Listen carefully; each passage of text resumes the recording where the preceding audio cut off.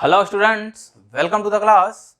Then हम लोग group 14 का डिस्कशन कर रहे हैं और हम लोग कंपाउंड्स के बारे में पढ़ रहे थे, जिसमें आज हम लोग पढ़ेंगे CO2 के बारे में।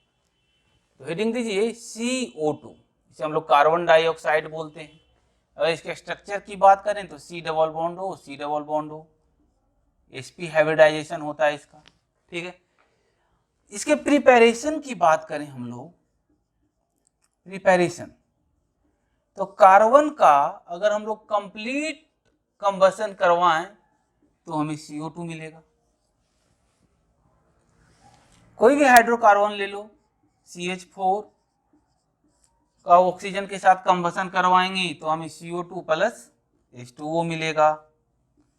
CO2 मिल गया हमें। लेबोरेटरी में हम लोग इसे बनाते हैं। लेबोरेटरी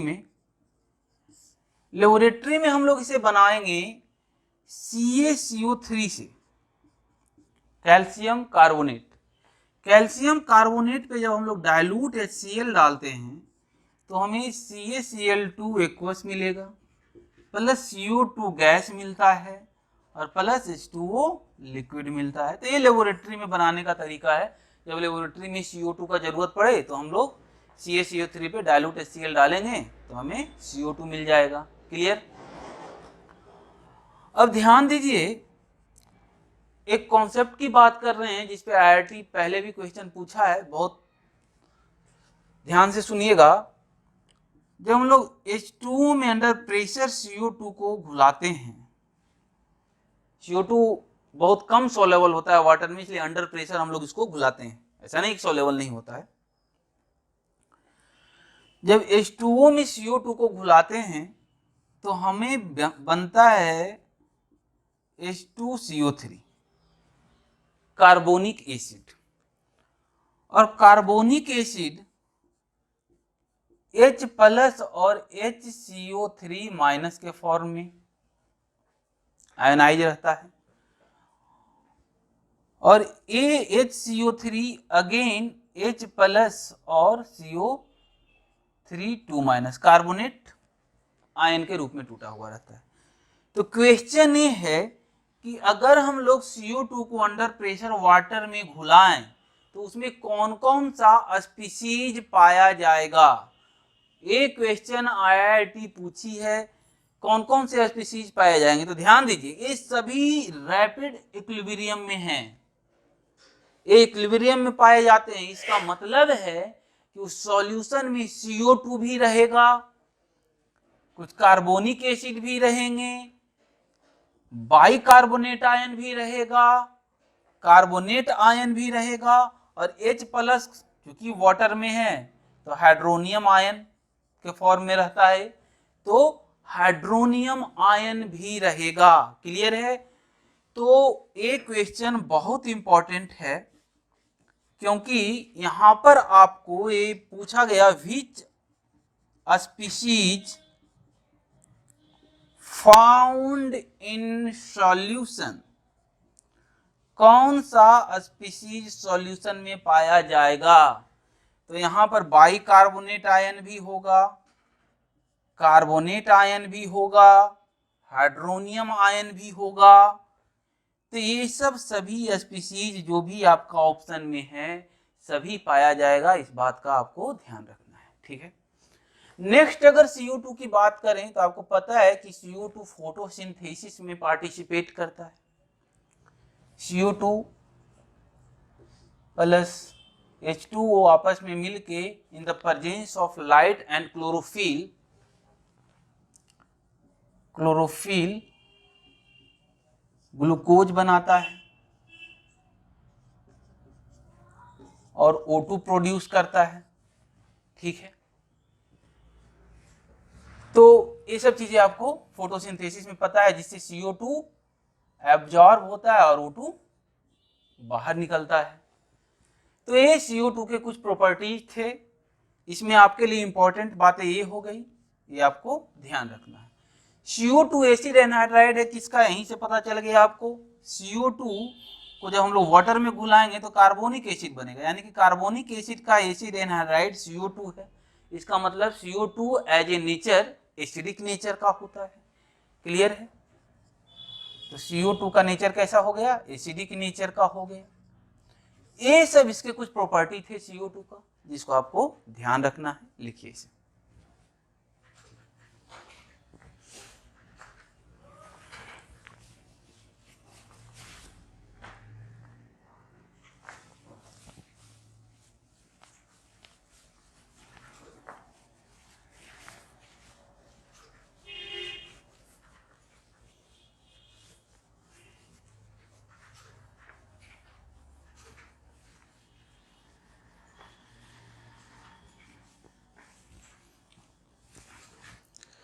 नेक्स्ट कंपाउंड है हमारा सिलिका, SiO2, जिसे हम लोग सिलिका कहते हैं।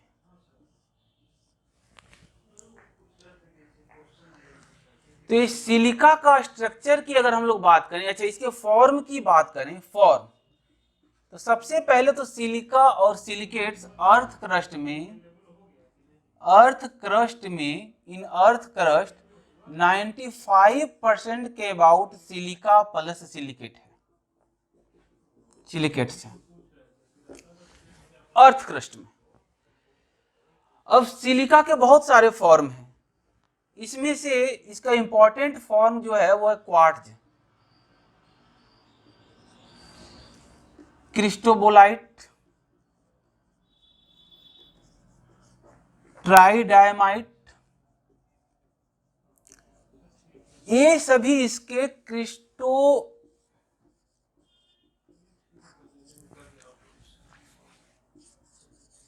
क्रिस्टलोग्राफिक फॉर्म है, क्रिस्टलोग्राफिक फॉर्म है इसका। ये पूछा जा सकता है कि क्रिस्टलोग्राफिक फॉर्म में कौन है, which of following is crystallographic form of silica. तो क्वार्ट्ज है, क्रिस्टोबोलाइट है और ट्राइडायमाइट है, ठीक है। अब इसके स्ट्रक्चर की बात करते हैं हम लोग। स्ट्रक्चर, इसका स्ट्रक्चर नेटवर्क सॉलिड का स्ट्रक्चर होता है, 3 डायमेंशनल नेटवर्क सॉलिड। तो इसके स्ट्रक्चर के बारे में लिखें, 3 डायमेंशनल नेटवर्क सॉलिड, इस स्ट्रक्चर का होता है। अभी हमने बात किया था कि SiO2 का इंडिविजुअल एग्जिस्टेंस नहीं है, it is not a molecule, sorry, SiO2 का इंडिविजुअल एग्जिस्टेंस नहीं होता है। क्यों? क्योंकि इसका जो बॉन्डिंग होता है 3p पाई 2p पाई बॉन्डिंग, उसकी बॉन्ड एनर्जी लेस होती है, जिसके कारण ये SiO2 नेचर में एज ए मोलिक्यूल नहीं पाया जाता है, इसका इंडिविजुअल एग्जिस्टेंस नहीं है, ये नेटवर्क सॉलिड के फॉर्म में पाया जाता है। और कैसे पाया जाता है? नेटवर्क सॉलिड के फॉर्म में SiO, Si, इसके बाद आप बना लीजिए O, Si, मेरा ललित कला बहुत अच्छा नहीं है, SiO, Si, इस तरीके से, उसके बाद O, Si, O, Si, O, नीचे भी यूनिट बना दीजिए O, Si,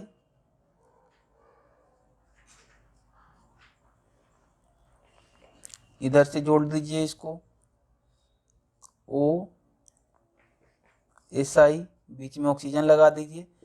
इस तरीके का ये नेटवर्क सॉलिड में होता है।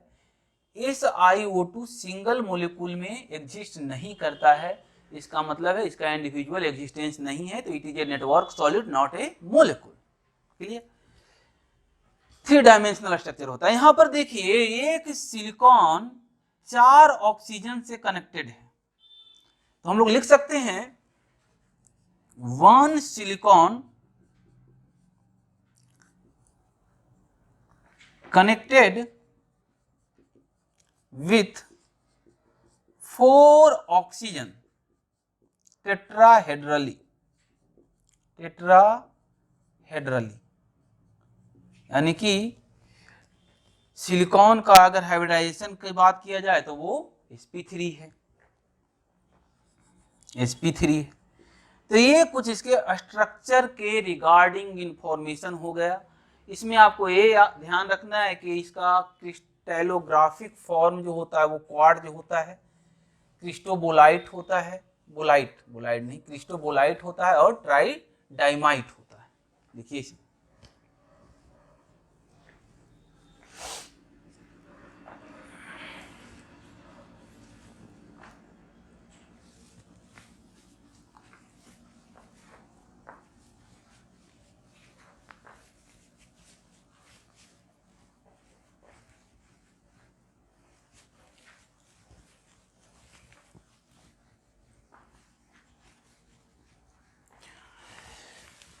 अब सिलिका का अगर हम लोग रिएक्शन की बात करें तो SiO2 in normal condition almost non reactive है, ऑलमोस्ट नॉन रिएक्टिव है। हालांकि एक कॉन्सेंट्रेटेड NaOH या HF के साथ रिएक्शन देता है, ऐसा नहीं है। SiO2 का रिएक्शन अगर हम लोग NaOH के साथ करवा दें तो हमें सोडियम सिलिकेट मिलता है। SiO2 का रिएक्शन अगर हम लोग HF के साथ करवा दें तो हमें SiF4 मिलेगा और प्लस क्या बच गया, H2O मिलेगा। देखिए सिलिका ग्लास में भी पाया जाता है, ग्लास का भी एक कंपोनेंट सिलिका है। तो ग्लास को जब HF के साथ या तो HF को अगर हम लोग ग्लास के कंटेनर में रखते हैं तो उस ग्लास का इचिंग होने लगता है, यानी कि रिएक्शन होने लगता है ग्लास के साथ। ऐसा इसलिए होता है क्योंकि HF सिलिका से रिएक्शन कर लेता है और SiF6 बनाता है, और अगर HF एक्सेस हो जाए तो ये बना लेता है H2SiF6 SiF4 बना लेता है, और एक्सेस हो जाए अगर HF तो ये बना लेता है H2SiF6, जिससे हम लोग कह सकते हैं हाइड्रोफ्लोरोसिलिसिक एसिड, या तो फ्लोरोसिलिसिक एसिड कह सकते हैं, फ्लोरोसिलिसिक एसिड। तो ग्लास का एचिंग क्यों होता है, अगर क्वेश्चन आ गया कि ग्लास का एचिंग क्यों होता है, तो चूंकि ग्लास में सिलिका प्रेजेंट होता है, और अगर हम लोग ग्लास का एचिंग HF के साथ क्यों होता है, तो चूंकि ग्लास में सिलिका प्रेजेंट होता है और HF के साथ वो रिएक्शन कर लेता है, एचिंग, इसे हम लोग एचिंग बोलते हैं, एचिंग ऑफ ग्लास बोलते हैं, जिसके कारण SiF4 बनता है और एक्सेस होने के कारण H2SiF6 बन जाता है। तो ये इसके कुछ इंपॉर्टेंट रिएक्शंस थे जिसे आपको ध्यान रखना है। देखिए अब हम लोग बात करेंगे इसके यूजेज के बारे में कि क्या यूज है इसका सिलिका का। तो देखिए सिलिका का यूज बहुत लार्ज पैमाने पे हमारे ह्यूमन लाइफ में है, बहुत सारी चीजें ऐसी है जिसमें हम लोग सिलिका का यूज करते हैं। ठीक है,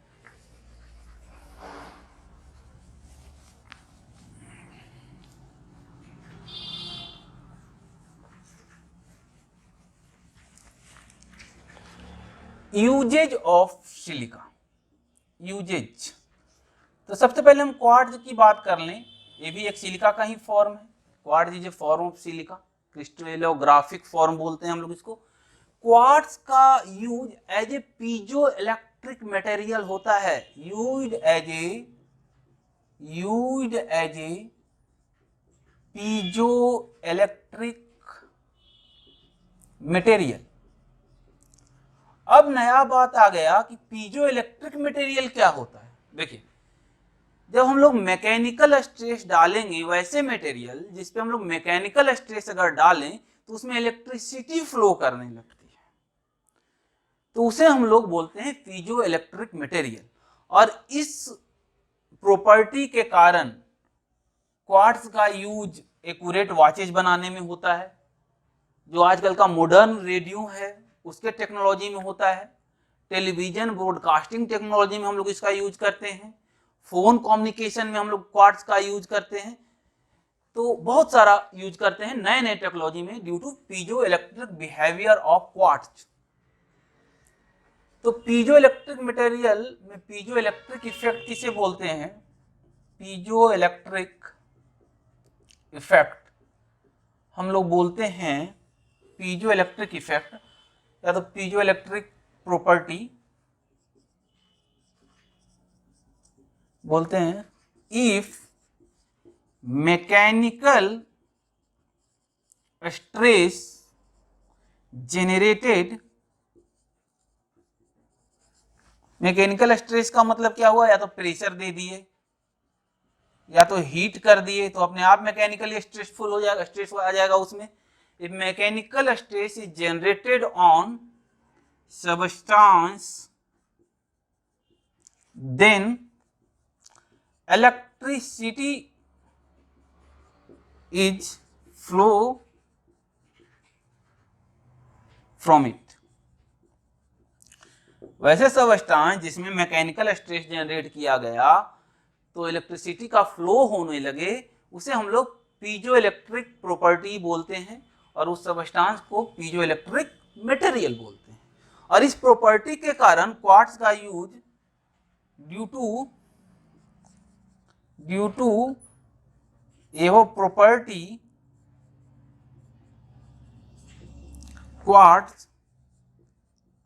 quartz used in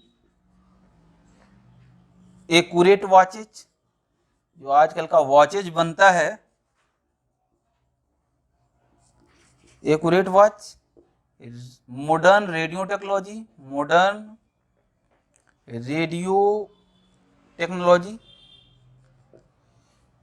television broadcasting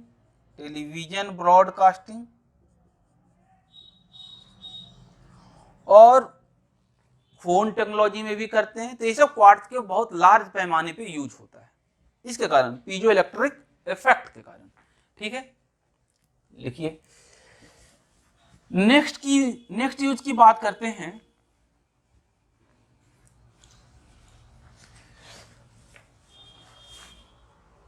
silica gel का यूज हम लोग करते हैं एज ए डिहाइड्रेटिंग एजेंट।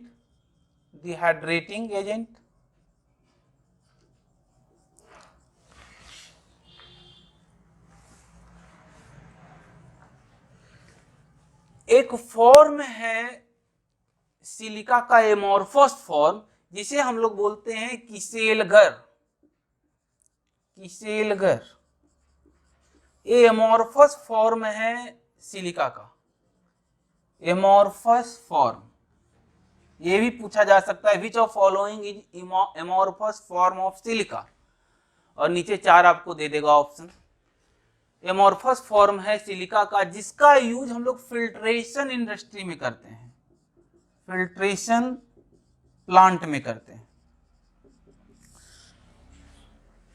आपको पता है और भी सिलिका का यूज है, सेरामिक्स में करते हैं, सीमेंट्स में करते हैं, तो बहुत बड़े पैमाने पे सिलिका का यूज है। ठीक है ना, तो ये सब सिलिका के कुछ बेसिक यूज थे।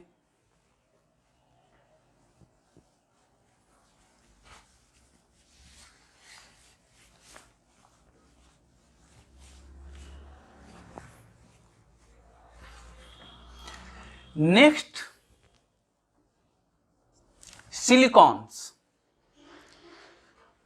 देखिए, सिलिकेट्स के बारे में डिस्कशन नहीं कर रहे हैं क्योंकि सिलिकेट्स का डिस्कशन केमिकल बॉन्डिंग में किया गया है, इसलिए सिलिकेट्स के बारे में कोई डिस्कशन नहीं किया जा रहा है। अगर आप लोगों को सिलिकेट्स के लिए वीडियो चाहिए तो एक बार आप लोग कमेंट कीजिएगा नीचे, तो सिलिकेट्स का हम लोग एक लेक्चर बनाकर दे देंगे। ऐसे केमिकल बॉन्डिंग में पूरा सिलिकेट्स पढ़ाया गया है, इसलिए सिलिकेट्स का डिस्कशन नहीं किया जा रहा है।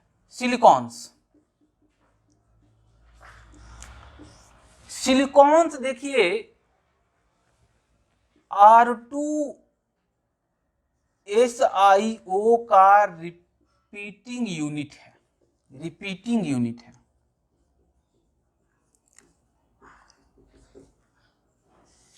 तो ये R2SiO का रिपीटिंग यूनिट है, और इसको बनाने के लिए हम लोग क्या कहते हैं, R के जगह पे जनरली CH3 लगा हुआ होता है, और इसको बनाने के लिए हम लोग RCl लेते हैं। RCl का सिलिकॉन के साथ हीट करवाते हैं अबाउट 300 डिग्री सेल्सियस।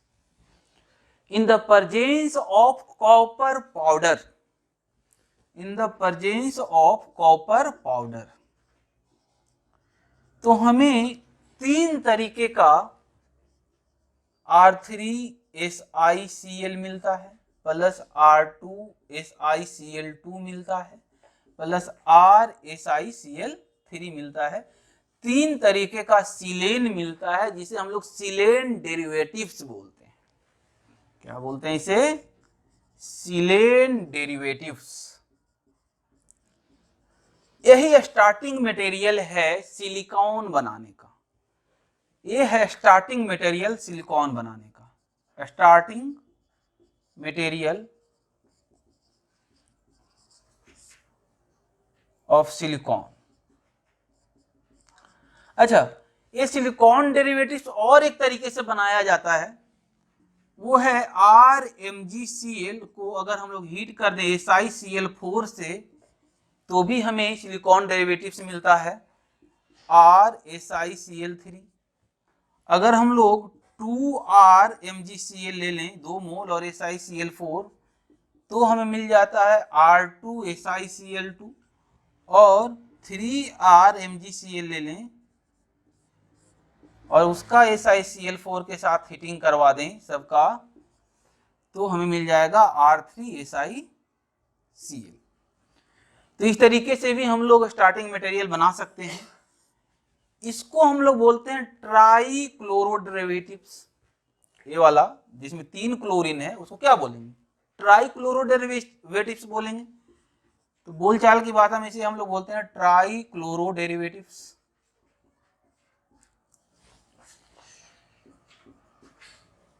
इसे हम लोग बोलते हैं die chloro derivatives, die chloro derivatives. और इसे बोलते हैं मोनोक्लोरो डेरिवेटिव्स।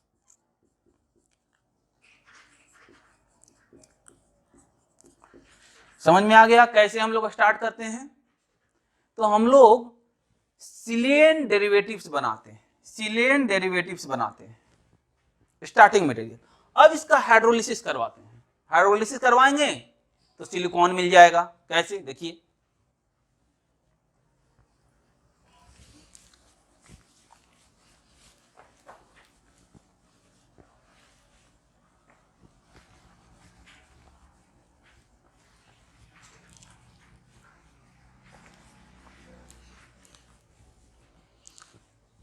मान लीजिए हम लोग शुरू करते हैं R3SiCl। R3 में R की जगह पे CH3 अगर हम ले लें तो CH3 ट्राईमिथाइल SiCl। इसका हाइड्रोलिसिस करवाएं, CH3 SiCl का हाइड्रोलिसिस करवाएं,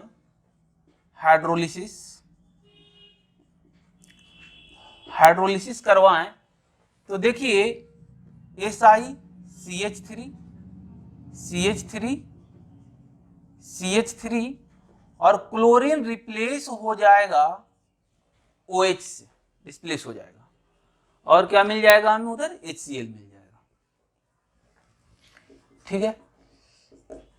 अब ये एक यूनिट है, लेकिन एक यूनिट का तो हम लोग हाइड्रोलिसिस करवाएंगे नहीं, उसमें वाटर डाल दिया, हाइड्रोलिसिस करवा रहे हैं, तो कोई 2 यूनिट मिलके इस तरीके का CH3 OH और इधर से SiOH आया, CH3 ये दोनों मिलके यहां से देखिए एक वाटर मोलिक्यूल निकल जाएगा, H2O निकल जाएगा, तो बन जाएगा हमारा SiO CH3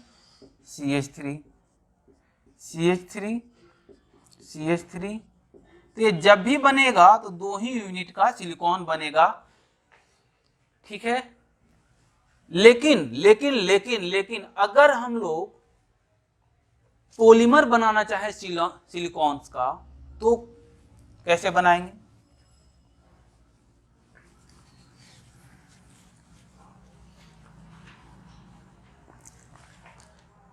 सेकेंड अगर हम लोग बात करें, हम लोगों ने लिया R2SiCl2 और R3SiCl। तो देखिए R2 का मतलब क्या हुआ, CH3 होल 2 लिख लीजिए, CH3 होल 2, R की जगह पे CH3। तो देखिए ये जो है मोनोक्लोरो डेरिवेटिव्स जो है वो सिलॉन्स को एज ए स्टॉपिंग मटेरियल काम करता है। पॉलीमर अगर बढ़ते जा रहा है, उस पॉलीमर को रोकना है, कंट्रोल करना है, तो इस सिलॉन को डाल दीजिए मोनोक्लोरो वाले को, तो दोनों तरफ से वो इसके ग्रोथ को स्टॉप कर देगा। कैसे, देखिए अगर हम लोग इसका हाइड्रोलिसिस करवाएं, ये दोनों का मिक्सचर है, तो वाटर डालेंगे, तो इसका हाइड्रोलिसिस जब होगा CH2SiCl2 का, तो CH3OH ऐसे बनेगा, ये हाइड्रोलिसिस होगा। तो अब इसी का जैसा अगर एक और आ गया, तो इधर से H2O निकलेगा और उधर OH रह जाएगा, तो इधर भी OH है, इधर भी OH है। इसी जैसा कोई और आ गया, तो इस तरीके से लंबा चेन बनते जाएगा। इसका मतलब है डाइक्लोरो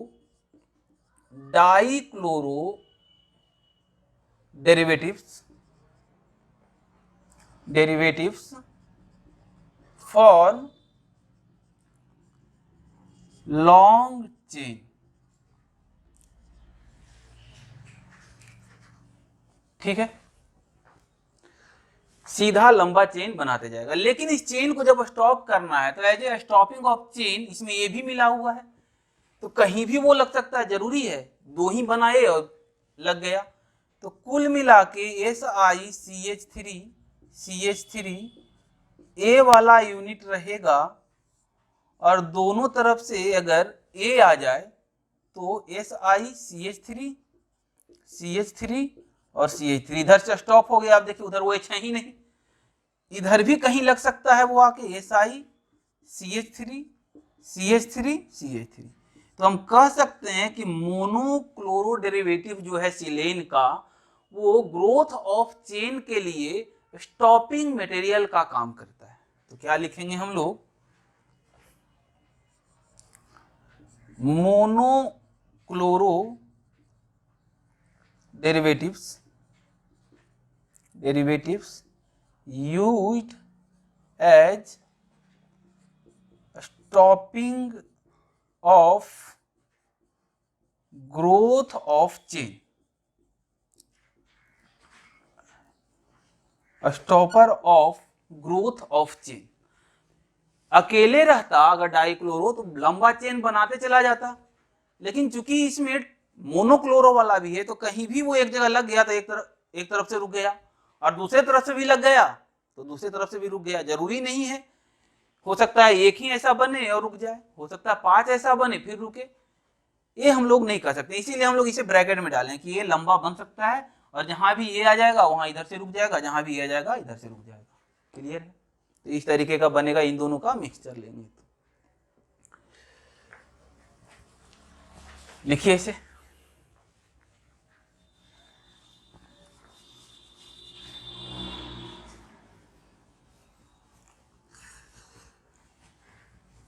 और अगर सिर्फ और सिर्फ ट्राइक्लोरो डेरिवेटिव्स का अगर CH3SiCl3 सिर्फ इसका हाइड्रोलिसिस करवाया जाए, तो देखिए इसका अगर अकेले का हाइड्रोलिसिस करवाएं, तो Si इधर भी OH, इधर CH3 लगा दीजिए, इधर भी OH, इधर भी OH, तो तीनों तरफ से जुड़ सकता है। अगला आया, मान लीजिए यहाँ से जुड़ गया H2 वाटर मॉलिक्यूल निकाल के, कोई आया इधर से जुड़ गया, इधर से जुड़ गया, लेकिन जो जुड़ा है उसके पास उधर OH है, तो ये क्रॉस लिंकेज बनाता है। It form cross linkage.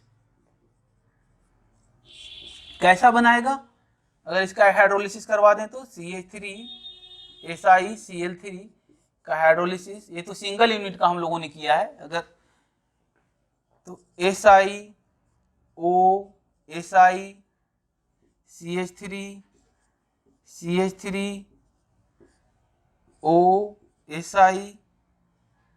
एक तरफ से आप लगा दीजिए CH3, बाकी हर जगह ये वैसे ही ग्रोथ होते जाएगा इसका, ओ एस आई, इधर भी इधर भी इधर भी लगातार बढ़ते जाएगा ये।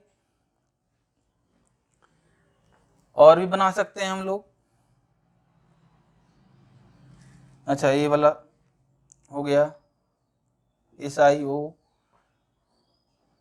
ओ S I, O S I, O S I, इधर भी।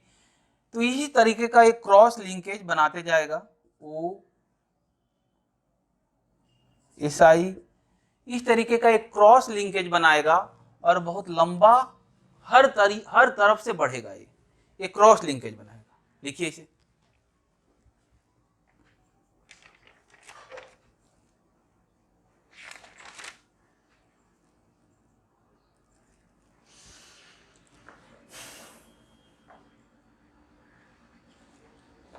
इधर CH3 लगा दीजिए, इधर CH3 लगा दीजिए। तो जहां भी इसको जगह मिलेगा ये क्रॉस लिंकेज बनाते चला जाएगा। ठीक, तो ये था हमारा सिलिकॉन्स, जिसमें हम लोग as a stopping monochloro derivatives का यूज करते हैं स्टॉप करने के लिए। अब हम लोग थोड़ा सा बात कर लेते हैं एसएन और पीवी के बारे में, कुछ बात करेंगे।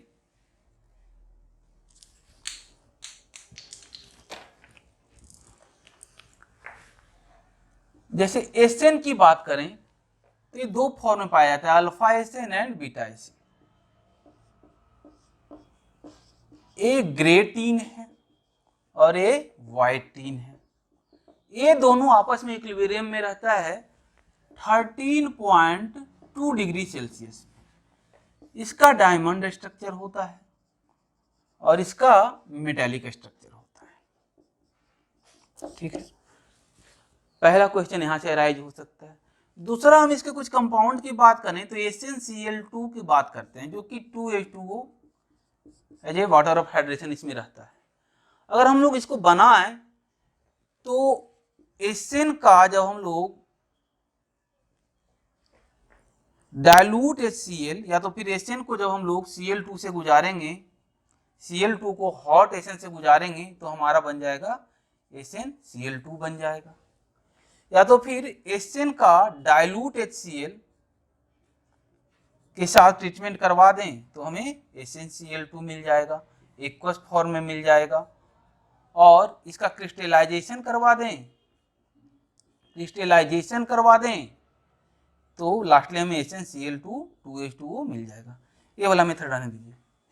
ठीक है, इस तरीके से हम लोग SnCl2 2H2O को बनाते हैं। अब हम लोग SnCl2 के थोड़ी सी प्रॉपर्टी की बात करें तो SnCl2 बहुत अच्छा रिड्यूसिंग एजेंट है। SnCl2 is strong reducing agent. ये क्या करता है, HgCl2 के साथ जब ये रिएक्ट करता है SnCl2 तो ये है हमारा मर्क्यूरिक क्लोराइड, उसे बदल देता है मर्क्यूरस क्लोराइड में और खुद चेंज हो जाता है SnCl4 में। और ये अगेन SnCl2 से रिएक्ट कर जाता है, ये व्हाइट होता है, सिल्की व्हाइट लिख सकते हैं हम लोग, सिल्की व्हाइट। तो ये Hg हमें मिल जाता है रो फॉर्म में, जो कि ब्लैक। तो ये टेस्टिंग ऑफ मर्क्यूरस क्लोराइड भी है। हम लोग मर्क्यूरस क्लोराइड का टेस्टिंग SnCl2 के साथ करते हैं, इसके यूजेज में शामिल है, इंपॉर्टेंट है, ध्यान दीजिएगा। ठीक है,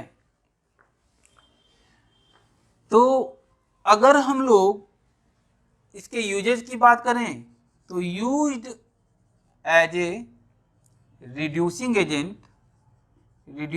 agent in dye industry,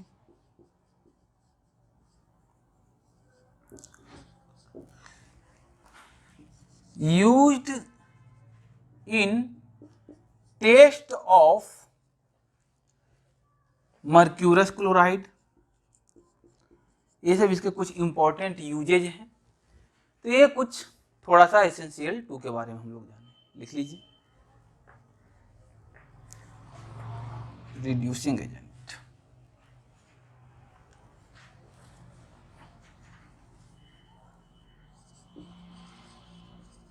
reducing agent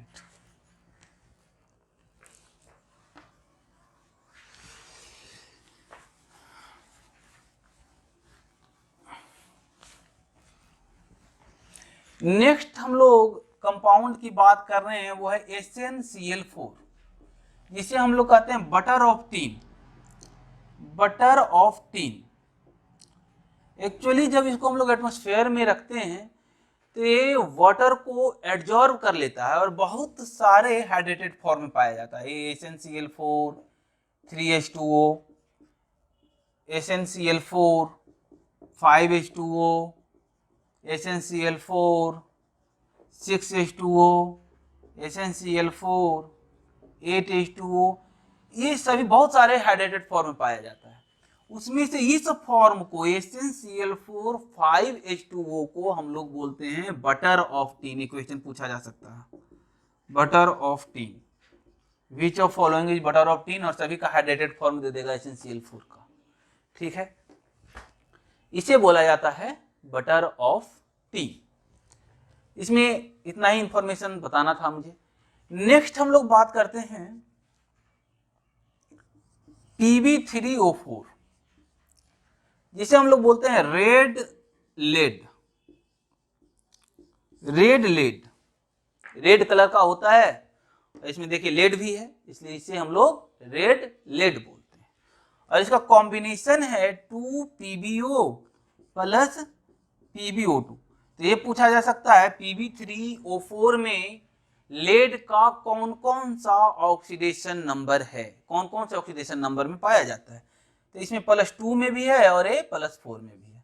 और आपको पता है कि +4 में जब रहेगा लेड तो बहुत अच्छा ऑक्सीडाइजिंग एजेंट का काम करेगा, क्योंकि Pb+4 अपने ग्रुप में सबसे नीचे है लेड और हाईएस्ट ऑक्सीडेशन नंबर में है। तो due to inert pair effect ये बहुत ज्यादा स्टेबल नहीं होगा, तो हमेशा ये कोशिश करेगा कि Pb+2 में चले जाएं।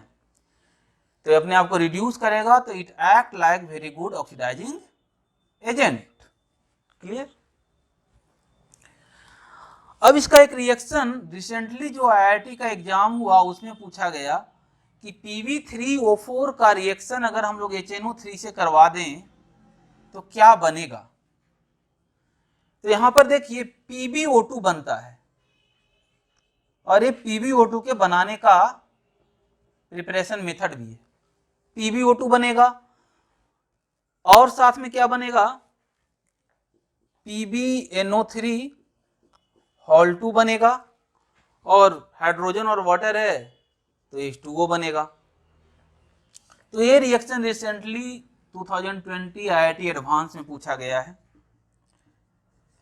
ध्यान दीजिएगा इसको। ठीक है, इसी प्रकार अगर Pb3O4 का रिएक्शन करवा दिया जाए HCl से, तो ध्यान दीजिए HCl से जब रिएक्शन करवाएंगे तो चूंकि इसमें PbO2 भी प्रेजेंट है, वो ऑक्सीडाइजिंग एजेंट का काम करेगा, तो क्लोरीन को ऑक्सीडाइज कर देगा और क्लोरीन ऑक्सीडाइज होकर हमें क्या दे देगा, Cl2 दे देगा। ठीक है, और साथ में हमें मिल जाएगा PbCl2 मिल जाएगा। तो ये इसके इंपॉर्टेंट रिएक्शंस थे और वाटर भी मिलेगा। तो लिखिए इसे। तो ये दोनों रिएक्शन आपको ध्यान रखना है। PbO2 डिस्कस नहीं कर रहे हैं, देखिए PbO2 का प्रिपरेशन मेथड यही है जो कि Pb3O4 में डिस्कस हो गया।